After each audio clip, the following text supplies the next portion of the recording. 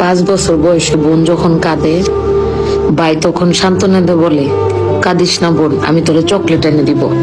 আবার 10 বছর বয়সে বোন যখন কাঁদে, ভাই জিজ্ঞেস করে, তোরে কে কি কইছে ক, আমি তারে তক্তা বানাই দিব। আবার 15 বছর বয়সে বোন যখন কাঁদে, ভাই তখন বলে, তোরে কি কেউ বিরক্ত করছে? কে করছে? আমার একবার বল খালি, ওর আজকে খবর আছে।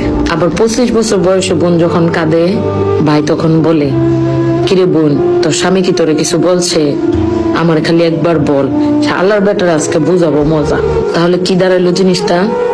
ভাই জিনিসটা হইলো ছোট্ট থেকে একটা বোনের জন্য পাহারাদার, বাবার পরেই যার স্থান।